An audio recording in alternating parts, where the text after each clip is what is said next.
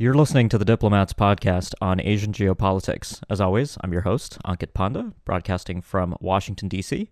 And today I'm delighted to be joined by a familiar guest on the podcast. Shannon Tiezi, the Diplomats editor-in-chief, is with me here today. Shannon, thanks for joining me. It's always a pleasure, Ankit. Well, so Shannon, we haven't done one of these episodes in a while, but I thought this would be a good time to take stock of the U.S.-China relationship, really just looking at the big picture. We're about 8 months into the Biden administration. We're almost midway through September 2021, if you can believe it.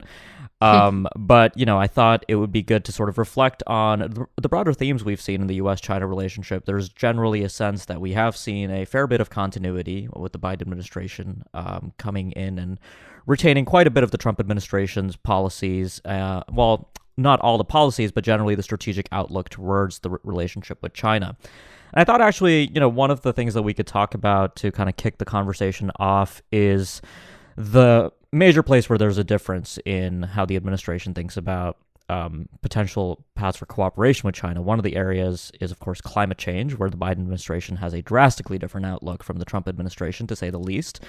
Just recently we've had, of course, high-level U.S.-China interactions on this issue with U.S. climate envoy John Kerry, meeting his Chinese counterparts, discussing these issues. Kerry, of course, made the case that the U.S. and China must be able to cooperate on climate change as a standalone issue, to which Chinese Foreign Minister Wang Yi, I think rather poetically, pointed out that, if the U.S. wants climate change to be a so-called oasis in U.S.-China relations, the U.S. needs to then make sure that this oasis is no longer surrounded by deserts. And I think what he's talking about here is China's perception, and China has been calling for this for a while now, is for the United States to abandon this competitive mindset and really work towards so-called win-win cooperation with the United States. So when you look at what just happened, I mean, how do you think the Biden administration is going to sort of square this difference? Is Beijing going to reciprocate any U.S. overtures to try and cooperate on issue-specific basis like climate change, or do you think this is going to be more challenging than the Biden administration might have thought initially? I think we're seeing very clear signs from China that it's not interested in cooperating with the U.S. On an issue-by-issue basis when the relationship as a whole is so fraught. And we saw that with Kerry's visit. It was quite different in tone from his initial visit to China back in April, when he talked extensively with his counterpart, Xie Zhenhua, and the focus was really on climate. The two signed a joint statement outlining potential areas of cooperation on climate change.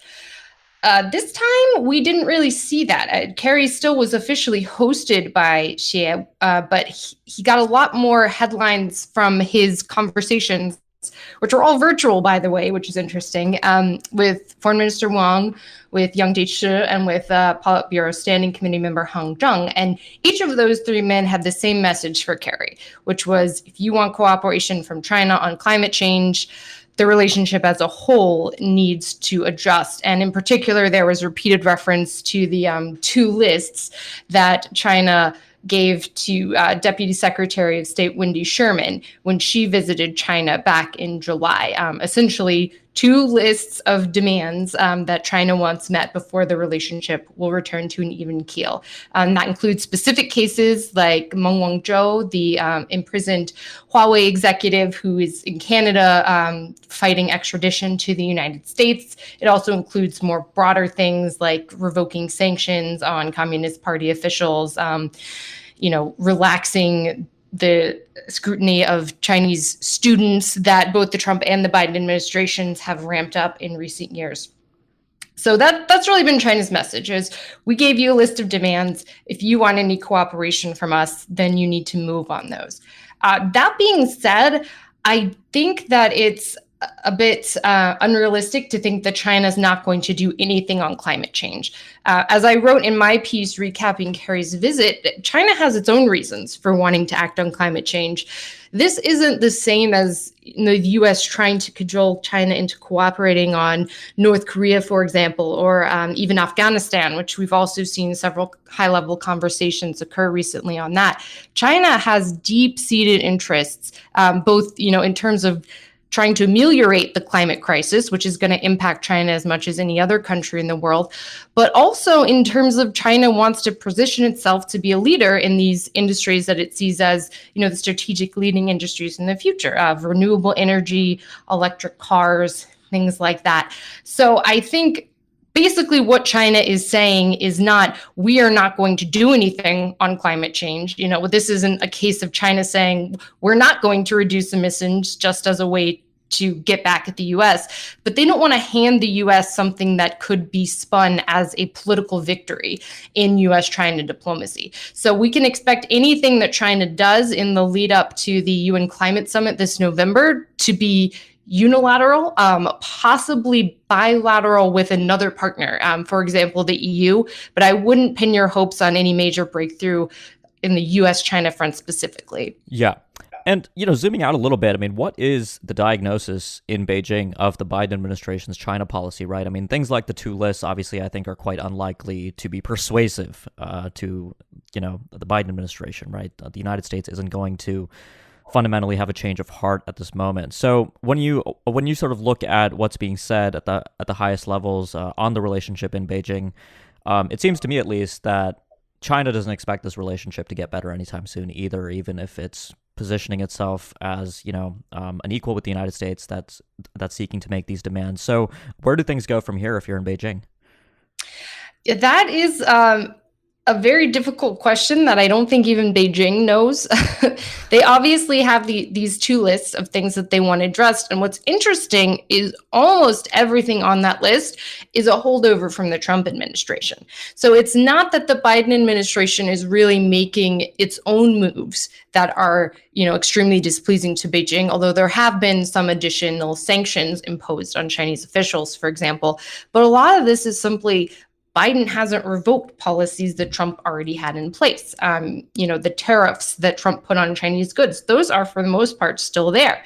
Meng Wanzhou, obviously, she was arrested in Canada under the Trump administration.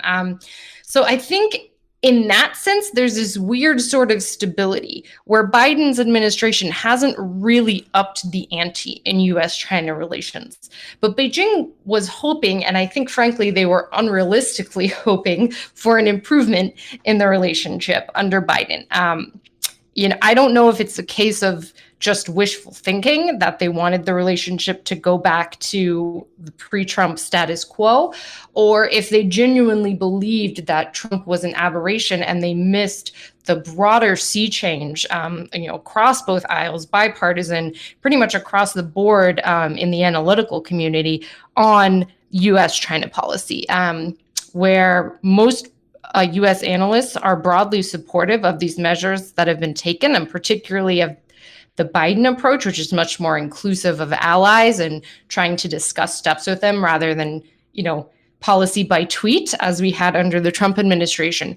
So I think Beijing is trying to test out what strategies might work to convince Biden to move on some of these things. So we had the straight up demands, the two lists that were given to Sherman, which, as you noted, are incredibly unlikely to generate any sort of movement from the Biden administration.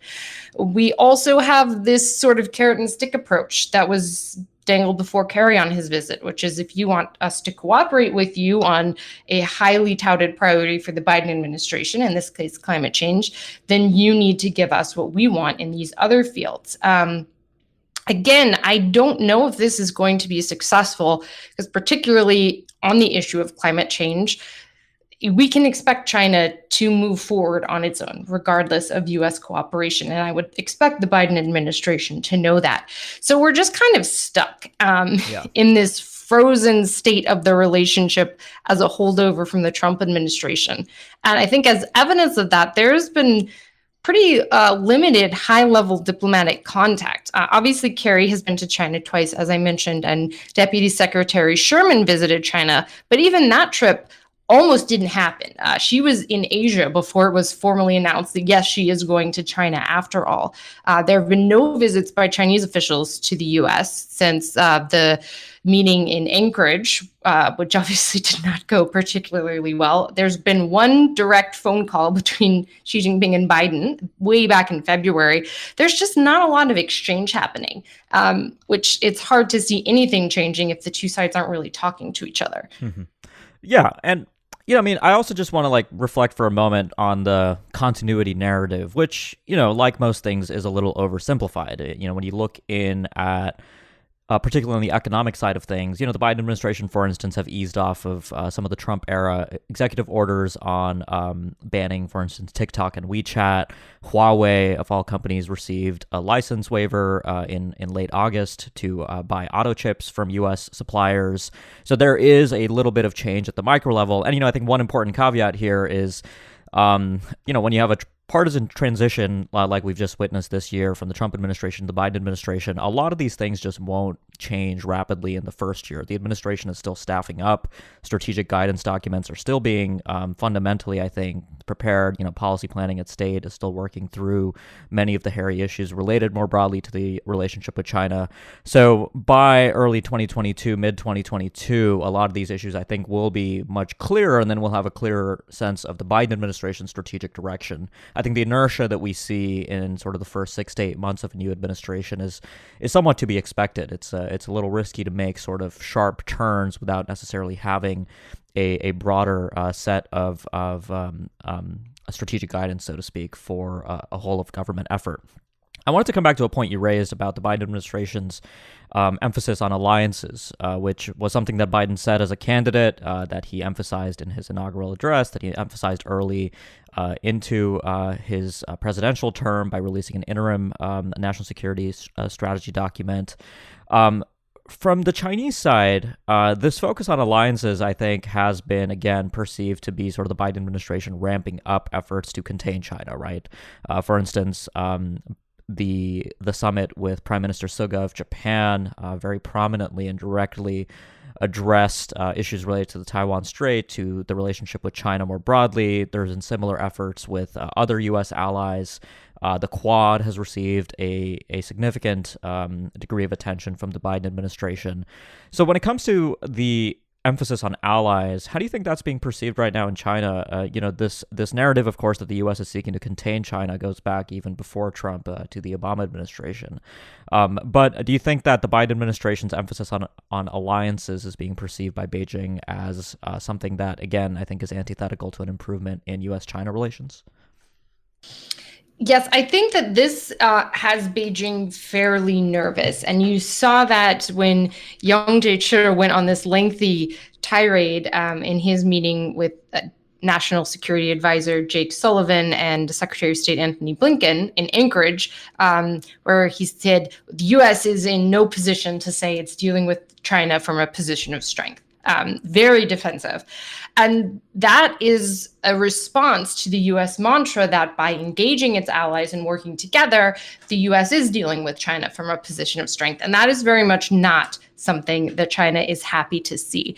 One thing that the Trump administration gave to China was that it was simultaneously, as it was ramping up movements against China, it was also pursuing actions against U.S. allies in some cases. There were trade tariffs and talk of trade tariffs on U.S. allies in Europe, Japan, South Korea. Obviously, the question of how much U.S. allies pay to maintain these alliances became very fraught under Trump in a way that it is not under Biden. So I think China saw the potential to drive a wedge in these alliances under Trump, and that is dwindling under Biden. Not to say that it's completely gone and the alliances are 100% repaired, because as you said, these things take time, right? But China has been trying very eagerly to get Europe on side, to say we have more in common than the unilateral US, which doesn't respect multilateral trade systems like the WTO. And that had a lot more pull, although still, frankly, quite limited under the Trump administration than it does under Biden. And what China absolutely does not want to see is some of the unilateral policies rolled out under Trump being engaged across the board by, for example, the G7. If you talk about, sanctions on Huawei, for example, those would be a lot more effective if US allies were brought on board and they were instituted as a group instead of just unilaterally by the United States. That being said, it's still not clear how much of an appetite some of the US allies have for actual concrete action to that extent. Certainly, there's a lot of agreement on the rhetoric of a rules-based international order and the importance of liberal values and human rights. But when it comes to actually sanctioning China, that's a much tougher sell. What we might see some more of is what we could call positive pushback against China, where instead of trying to punish China for something it's doing, the US and its allies are presenting an alternative. The Build Back Better World initiative is an example of that. It's not directly attacking the Belt and Road, but it's saying, well, we can do this too, and maybe we can do it better than China. But it got kind of roundly criticized by experts in the field for being a lot of talk and not much substance. And so far, again, as you said, it's still very early. We're not even a full year into the Biden administration at this point. But it still remains to be seen how much the European allies, Japan, and some partners like South Korea and India might be even more hesitant to get on board with a strong counter-China initiative. Mm-hmm. Before moving on to Afghanistan, which I certainly do want to get to, and by the way, listeners, I know a lot has happened in Afghanistan since the last episode of the podcast. We will return to Afghanistan in a dedicated series of episodes that I have planned. But Shannon, I wanted to ask you a little bit about the politics of U.S.-China policy here in Washington. The Biden administration, I think, of course, entered office at a time when I think interest in bipartisanship was generally quite low. But China policy has been one of the areas where I think we've seen a significant degree of cooperation across the aisle. For instance, I think, the way in which the Strategic Competition Act was handled in the Senate with, Democratic and Republican senators supporting the strengthening of overseas aid provisions to compete with Chinese development assistance to countries in Africa and Latin America, for instance.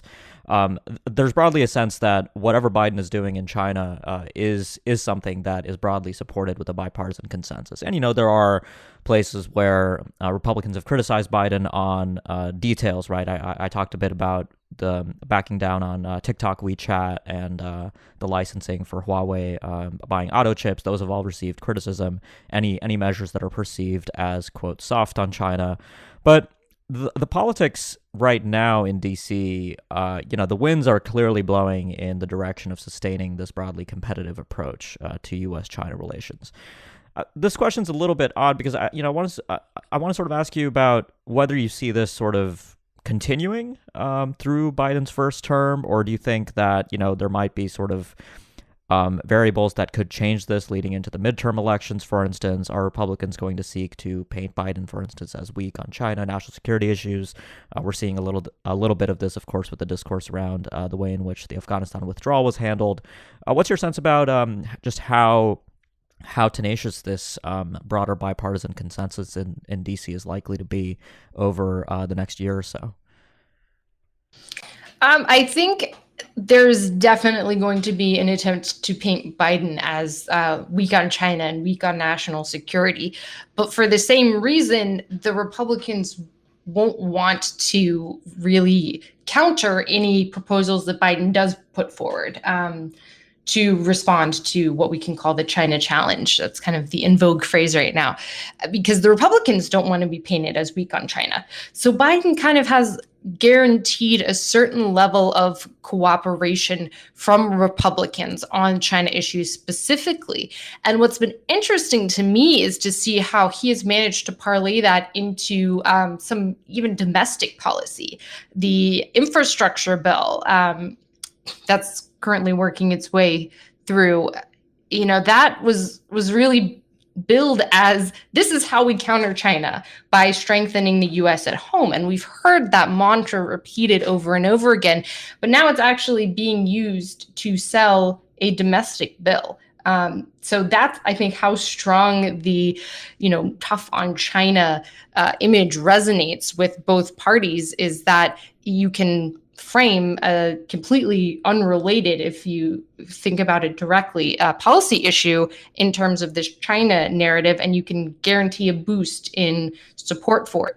Even though there's obviously a lot of quibbles, even within the Democratic Party, about the focus and the scope of the bill, Biden was more likely to get support for it when he brought China into the picture. And I think this is going to stay, in part because I don't see any huge change forthcoming in China's actions. And this is something that often gets left out of these discussions because we talk so much about this starting under Trump, who was obviously very unusual in terms of his foreign policy making process, to say the very least.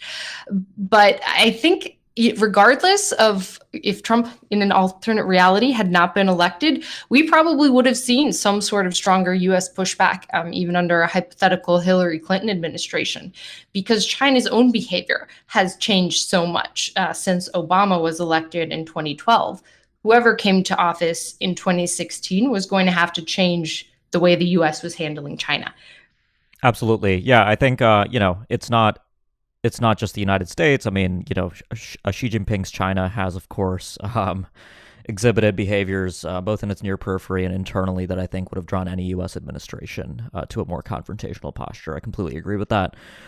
Before we close out today, Shannon, I did want to take advantage of having you on the episode today to ask you a little bit about the situation in Afghanistan and how China perceives that to affect its interests. Of course, there's been a lot of discussion in DC. I don't want to get into the debates about U.S. credibility and so forth, which I think are a little bit silly more generally. Of course, Biden had been quite open about his intention to withdraw from Afghanistan. I mean, really, he was clear about that going back to the surge when he was a vice president, and his conviction that this war no longer served U.S. interests even 10 years ago.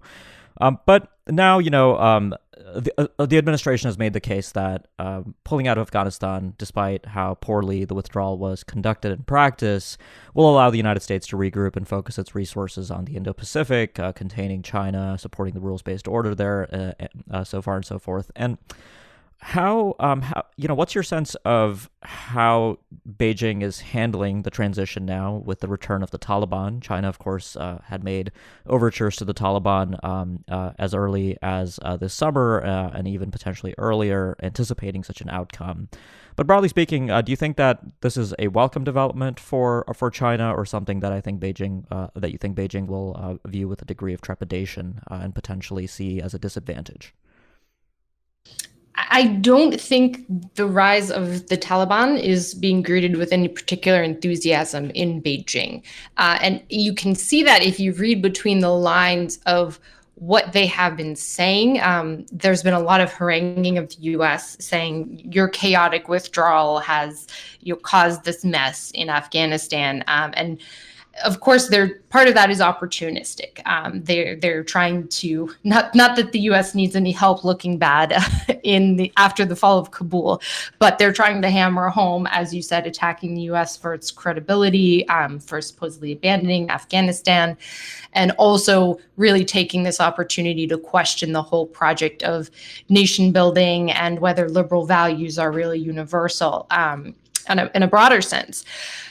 But just because China is trying to make the best of the situation doesn't mean that they're happy with it. And we have seen an alarming rise in terrorist attacks on Chinese projects in Pakistan. That is very much linked to strengthening of the Pakistani Taliban as the Afghan Taliban has gained power. And I think that this is something that China and Pakistan and Afghanistan are going to continue to wrestle with. The Taliban have said they are very interested in a friendly relationship with China. They want China to invest in Afghanistan. They welcome China's help in rebuilding their country. But it's hard to see the Taliban truly cracking down on transborder terrorism, particularly the TTP and terrorist attacks across the border into Pakistan.